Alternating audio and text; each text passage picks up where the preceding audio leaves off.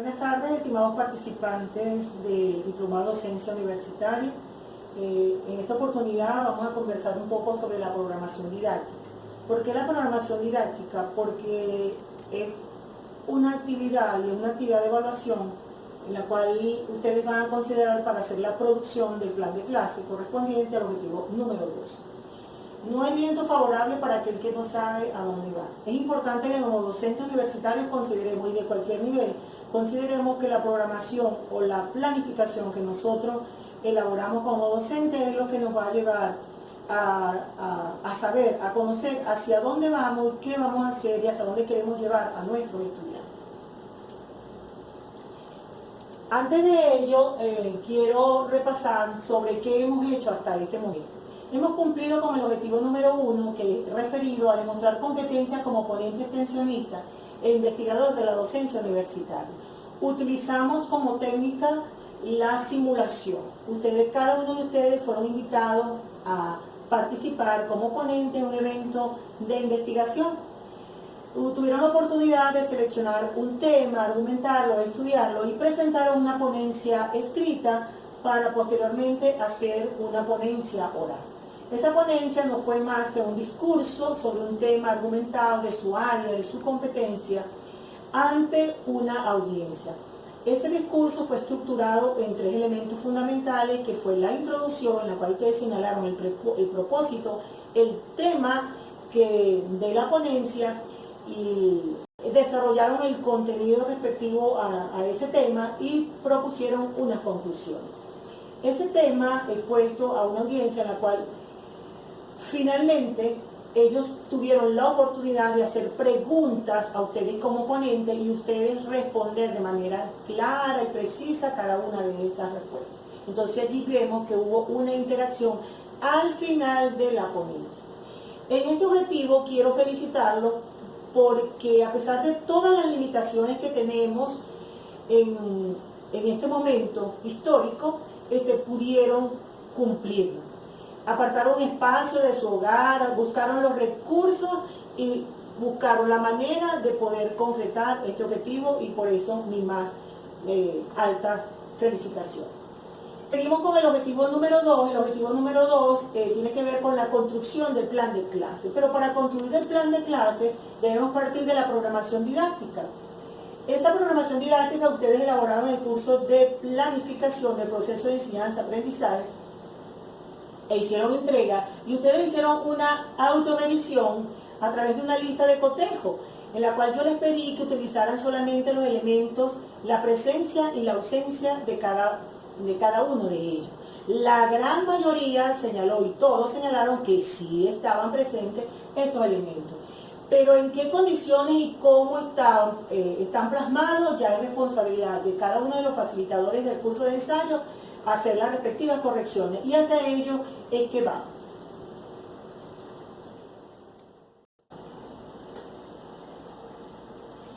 Primero que nada debemos saber de dónde surge una programación didáctica. La programación didáctica surge de la propuesta curricular de cada especialidad que tienen las universidades.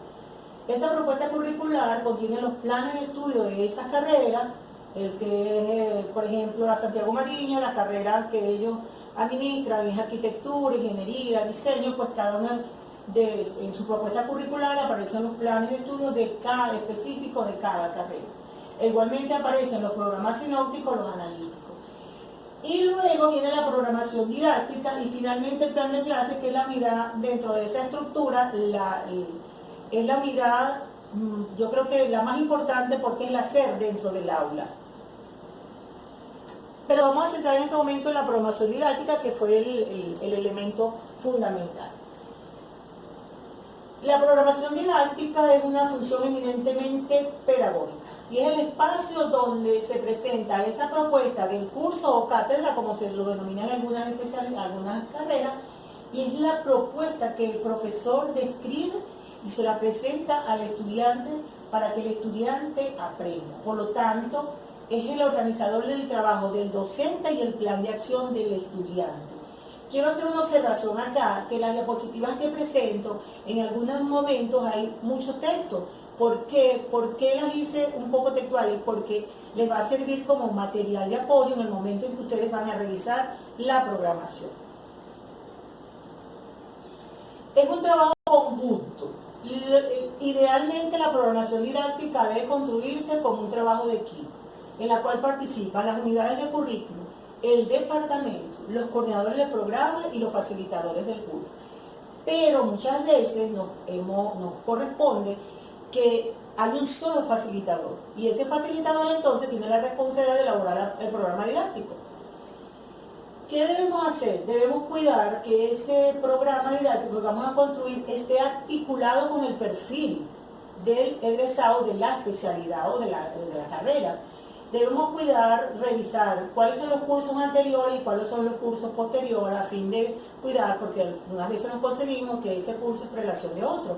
O también cuidamos de que no se repitan contenidos. Por lo tanto, la construcción de un programa didáctico debe ser una construcción armónica, producto del trabajo de los involucrados.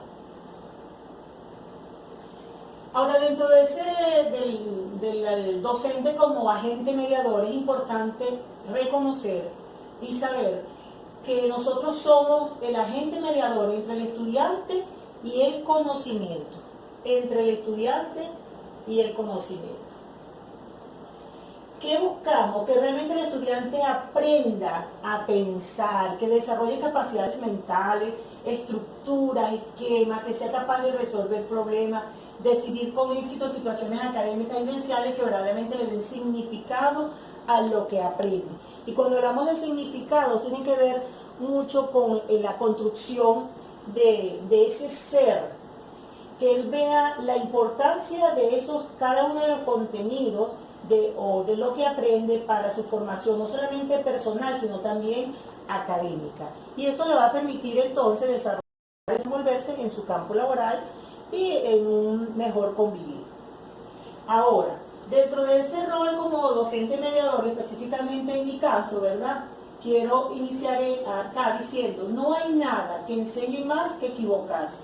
Y como seres humanos y como profesionales y como estudiantes, pues reconocemos cuando tenemos dudas, pero que es importante que busquemos las alternativas para solucionarlo o para aprender.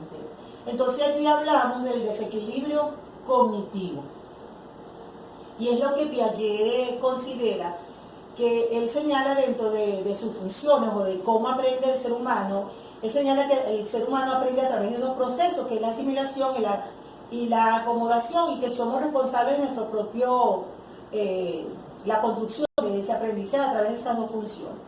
Pero nosotros asimilamos y revisamos información, pero muchas veces esa información no se acomoda bien a las estructuras cognitivas, es decir, a los conocimientos previos que ya tenemos.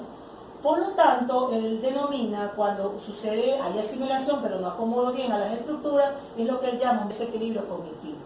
Pero que ese desequilibrio cognitivo es algo fundamental y lo podemos valorar como una fuente de aprendizaje que nos va a permitir, primero como estudiantes, aclarar dudas, ampliar información, y a nosotros como docentes, mediadores, contribuir a que el estudiante aclare dudas y a darle las herramientas o invitarlos a que ellos busquen las herramientas o las fuentes para que puedan ampliar esa información. Y es aquí, ¿verdad?, donde es mi papel fundamental. Voy a sentarme un momento para explicar desde acá. Bien, con los elementos de la programación didáctica, cada uno de ustedes consideró los elementos, y así como lo señalaron en el instrumento inicial, todos tenían, ¿verdad?, contaban con los elementos fundamentales de la programación. Aparecen los datos de identificación, como el membrete de la universidad, los códigos, la denominación, quién es el autor de esa programación, cuáles son los facilitadores y en qué lapso se está administrando. También hice una descripción del curso, perdón, dentro de esa descripción del curso de los elementos que señalé. El propósito, en el propósito del curso no debe ser tan extenso porque no es una investigación ni pretendemos describir todas las teorías que involucra el programa, sino específicamente, ¿verdad?, el propósito del curso. Se describen las unidades, le dieron denominación a las unidades. Luego siguen las unidades. En las unidades, ustedes presentaron unidades con sus respectivos objetivos. Aquí no podemos conseguir que hay unidades que tienen 2 objetivos o pueden tener 3 objetivos. Ustedes, en la gran mayoría, observé que eran una unidad con un objetivo. Pero que es importante que el objetivo debe ser enumerado. Deben colocarle el numeral 1, numeral 2, numeral 3, etcétera, etcétera. En estos 2 elementos, que es los objetivos y los contenidos, es donde me voy a detener un poco, que fue donde conseguí mayores observaciones y aspectos que deben corregir. Trabajamos con una programación didáctica bajo un enfoque constructivista y que los contenidos son categorizados en conceptuales, procedimentales y actitudinales. Y vamos a señalar por qué. En las estrategias didácticas, ustedes consideraron dentro de la columna de estrategias didácticas se consideran las estrategias de enseñanza y las estrategias de aprendizaje. Recordando que las estrategias de enseñanza es lo que el profesor, las estrategias que el profesor va a utilizar y las de aprendizaje es cómo va a aprender el estudiante. ¿Qué estrategia va a hacer el estudiante para apropiarse de esos contenidos? Allí también se describen los métodos y las técnicas que se van a utilizar. De allí es importante entonces cuidar la redacción. ¿Por qué? Porque en la redacción, si decimos que las estrategias están centradas en el estudiante, la redacción debe conducir realmente a lo que el estudiante va a hacer, no lo que hace el profesor. Luego viene la columna de recursos. Ustedes allí describieron los medios, ¿verdad? Tanto físicos como los bibliográficos y los electrónicos que se utilizan en ese objetivo. Y en esta columna de evaluación describieron el tipo de evaluación, la ponderación y la actividad de evaluación que corresponde a ese objetivo. Sin embargo, posteriormente presentan el plan de evaluación que debe responder a 3 preguntas fundamentales: qué es lo que voy a evaluar, cómo lo voy a evaluar y cuándo lo voy a evaluar. ¿Por qué? Porque una programación didáctica debe estar centrada en un tiempo. Si un semestre es de 16 semanas, ¿verdad? Pues distribuimos esas evaluaciones, esas actividades en 16 semanas, o por el contrario, no podemos conseguir universidades que tienen los cursos semestrales. Por lo tanto, esta programación didáctica es dividida en 6 meses. Y ya finalmente los referentes por unidades. Preferiblemente, pues, podemos ubicar las referencias bibliográficas o electrónicas por unidad. La bibliografía de la unidad 1, bibliografía número 2, un poco para concretar más la información al estudiante. Entonces, tal como le dije, dentro de la programación didáctica, pues, hay esas dudas y es necesario aclarar en relación a los objetivos y los contenidos. Recordamos que los objetivos, ¿verdad?, es hacia dónde queremos que el estudiante vaya. ¿Qué es lo que queremos que el estudiante logre, verdad? Y por lo tanto, estos deben ser redactados de una manera clara y precisa. Capacidad, y debe partir de la capacidad que se espera del alumno y qué es lo que el estudiante va a aprender. Centrarse únicamente en el estudiante y no en el profesor y no en lo de la universidad y no en el instituto. Aquí muy claro una regla ya gramatical: la redacción con un solo verbo, es un solo verbo, nos conseguimos objetivos con 2 verbos. Redacción un solo verbo y que debe estar en infinitivo. Repasamos entonces en infinitivo en las terminaciones ar, er, ir. Flexibilidad para adaptarlo a los aspectos del aprendizaje. Describe los resultados, no las actividades y no todos los contenidos. Y debemos utilizar verbos medibles. Y vamos posteriormente a ver, ¿verdad?, por qué deben ser verbos medibles. Observamos acá que teóricamente, ¿verdad?, nos señalan que si nosotros trabajamos la programación didáctica debe partir debe estar distribuido los objetivos en 3 dominios. que es el dominio afectivo, el dominio cognitivo y el dominio psicomotor o procedimental. Si es el dominio del conocimiento, tenemos una teoría inicialmente de la taxonomía de Benjamin Bloom de 1959, que señala, él lo presenta por niveles, va del nivel inferior a un nivel superior. Entonces el nivel de conocimiento, comprensión, aplicación, análisis, síntesis y evaluación. Y que va desde este nivel a un nivel superior. Desde otro, los objetivos también son categorizados por conceptuales, procedimentales y actitudinales, y por otro lado conseguimos biografías que lo categorizan como objetivos cognitivos, objetivos afectivos y objetivos psicomotores.